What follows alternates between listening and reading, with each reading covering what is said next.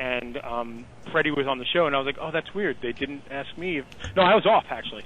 I was like, weird. They didn't ask me if I wanted to come back on the show again. So, like, I just, noticed that Freddie was on the show again. I was like, oh, I guess they don't want me on the show anymore. So I just stopped listening to the show. Because I was like, it was not to be like a total girl about it, but it was kind of painful. And when I talked to Chris about it, hold on, when I talked to Chris about it a couple weeks ago, I was like, yeah, I was going to come over and watch football, but I don't want to do the show. And he's like, why not? And I was like, I told him all about that, and he was like, oh, well, and he's like, why would you ever think that? And I'm not going to put words in Chris's mouth. I mean, he can tell you what he said, but yeah, like I literally stopped listening to the show because it was like the evolution. The evolution of Freddie becoming a part of the show was kind of an organic, natural thing that just happened when he came in and he said, hey, I'm going to come in next week. It was like, all right, cool. Like we've always had a fairly open door policy about people coming into the show here. The only thing is, and it's ironic that I'm saying this, the only hang up with it is the fact that this is my house and I live here. So, and I'm saying it's ironic because right now I'm keeping my voice down because my daughter is now sleeping in the next room, so I can't be too loud anymore. Not to mention the Dolphins are on. I should probably go watch them soon. But lose again? Yeah, of course. But so it was a fairly organic, natural thing that happened when Fred became a part of the show. It was just like he said, "Hey, I'm going to come in next week." He goes like, "All right, awesome, yeah, we definitely want you to come on. It was you were great the week last week. We enjoyed it. Come on in." And he came in, and after the show, it went really well. And at the end of the show, it was just like, "All right, so you coming in again next week? Yeah, you coming in next week." And it kind of like organically, naturally happened. It was like it was just a natural evolution that he became part of the show. And from what it's sounding like here, because it was the show before this evolution happened was you and him, the April Fool's show, he looked at it as we invited you to come back to the show, and we didn't invite him back to the show. All right, dude. I can totally vouch for the fact that I could see why it would look that way, but that totally didn't happen. I get it now. I totally understand it now.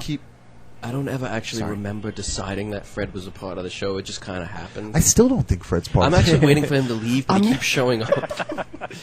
All right, let me. Maybe I'm speaking out of turn here, but and Chris can perhaps correct me. But I would have to think that Vito, you're at the very least, if not the house, you're welcome on the show. It's an at-will open-door policy. And that was the exact conversation that I had with him. Secondly, we will probably never, ever invite you over to the show. You know what I mean? I will never invite anyone to the show. So it's not. Don't feel smited because like we're not inviting you. You won't invite anybody. The other thing too is before I came in when Keith was out and everything. I was thinking, all right, let me go on when I actually have something to promote. Because I mean, it's definitely. Despite who listens to it, at least somebody might listen to it and go, "Oh, he's writing a Scooby-Doo. I know kids. Let me get them a comic, whatever." So I was like, "All right, let me wait until I have something to actually promote." And it was one of those things where when we had the conversation a couple of weeks ago, not that I felt like I was being put on the spot, but I was like, "All right, well, I guess if I'm going to be there, I'll just do it." And then it just worked out that neither Freddie nor Keith had come in. So imagine if I had not done it, then it would have been like, oh my god, I let these two guys defend for themselves. Yeah, and you saved our butt that day too. I mean, it was, good. Yeah, and it's nothing personal either. It's not like I resent Freddie or anything like that. Totally, I think he's funny.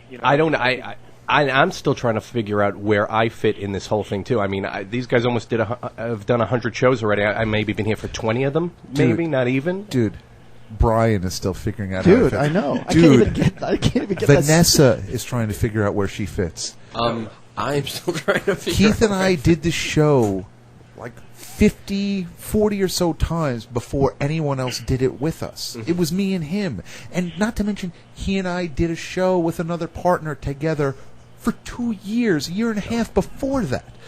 He and I have been doing this together, so I can understand why people don't. We're open door though. Mm-hmm. We're open door. We want people to come in. We want this is a friendship thing where we want our buddies to get involved and stuff. That's why the whole thing with Monty bums me out that it's turning out to a personal riff from it. This is I want the whole point of this show to be. Someone that I work with described it as this is you and your friends hanging out in the garage, BSing with 40s and just having a conversation. That's what I want this show to be. It's always what I wanted this show to be. It's what I wanted every show we did to be. Of course, without curses, because we want to be able to put a resume together one day. But other than that, like, that's all I want this show to be. I want it to be a fun, good time. Everything open door. Nothing's a big deal. You know, that's why it was a weird thing when Vito brought it up to me. Yeah, that's what I was going to ask you, Chris. When Vito brought it up to you, when he brought it up to you, did you realize that any of this was going on? Did you have a feeling, any inclination that he felt this way? Before we had the conversation, no.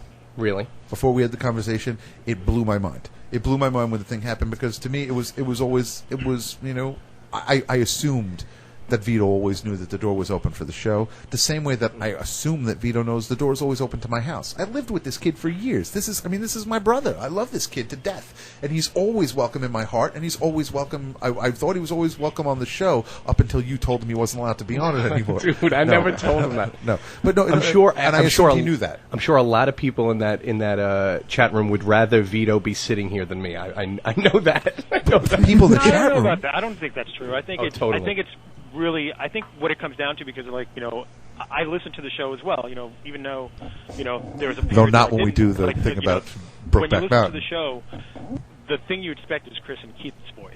You know, and maybe now, you know, Brian and Vanessa's. You know, so I don't expect anybody else's voice on there except for those three. You know, so whenever there's like another voice, it's like, oh wait, Monty's on the show. Oh, okay, you know, they're doing like an in studio kind of like, you know, jam session or whatever, you know, or something like that. You know, like I don't think it's as calculated as any of us are making it out to be. Like where it's like It's dudes in a garage. It's dudes in a garage. All right, knock knock. Who's at the door? Oh, it's so and so. Yeah, it's dudes in a garage, and this week so and so showed up, and it just so happens that. But historically speaking, you like everybody knows I take things way too personally. You know, like I take things like to the point where it's like wow, not so much. I never got to the point where I was like, why do these guys hate me? It's like, oh, I thought, you know, that I was funny last week too, you know, or something like that. And then it's like, I guess I'm not really that funny. And you know what? Yeah, I never thought That's you were a hard. funny. That's a hard thing to admit. That's a very hard thing to admit. I gotta pat Vito on the back right now. It's unbelievable that he's It's a very honest thing to admit, because I'm probably like that too, but I kind of push it down further. But like, that's why the first thing I said as soon as he told me that he was going to do it, I was like, dude, I can't believe you're doing this. I can't believe you want to talk about this, and you're coming. Well, you know what's funny? I was going to bring it up when I was on the show a couple weeks ago, but I just said, you know what, it would probably be better suited for like a personal conversation, and I really wanted Keith to be there, so it was like, all right, well, Keith's there now. I don't care if I bring it up. It's not that, you know, to me it's not that big of a deal now, but like when you brought up the fact that I didn't know what happened on past shows, like, all right, I got to admit to something, you know, because like otherwise I can't, you know, really explain my position. So I am a jerk. Keith, how do you feel about the whole thing? you know what? The only reason I listened to last week's show was because Chris asked me to find some stuff for the previously on Best In show. Jerk. I didn't even want to hear you guys do one show without me. And why should they? I'm sure egos get involved. Egos get involved in the show. You know, I'm sure it's Although I gotta say, I'm a big fan of the two shows that I wasn't on. I think they were both really good shows. I think I may switch over to fan. Honestly, they're my two favorite shows ever. Isn't your favorite show the one you watched the day before you met me? My favorite show is like 2 nights ago. I was in my bed dreaming about Floyd Mayweather. I thought that was the best show I ever did in my head. Yeah.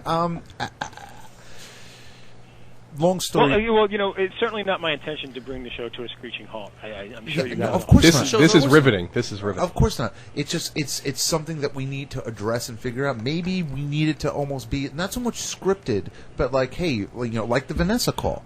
Hey, Vanessa calls at 11:30. We know she's going to talk about something. 9 times out of 10, no, 99 times out of 99, it's not going to be something that we were going to talk about anyway. The only time that there was ever approached on that was the Anna Nicole week, that she brought up the Anna Nicole thing before we did. I bet you she goes out of her way for that, because And she she absolutely gets stuff does. that we're clearly not going to talk about. She absolutely You know does. what's funny? I was going to call this week at 11:30 and have a news story ready just to go. And just to be like kind of like just a funny thing, because you know, not so much, you know, because you can't replace her. She's hysterical. Vito Essa. What's that? Vito Essa. And that's how we can play our. That's how we can play. We'll have we'll have the news report with Lady V. But like, we could but play like 21 I was Gun thinking, Street. oh, you know, what would be funny to fill that area? You know, not funny, but you know, like, oh, it'd be kind of funny if somebody called in with, like, it's kind of like when Monty was supposed to do the picks, and then you guys went to Zombie, and then Migraine Boy started picking, and it was like, oh, well, you know, Stepped up. let's just keep the news thing going. I was like, I can't do that without calling them ahead of time. And I was going to call you last night, and it just got to the point where I just couldn't get away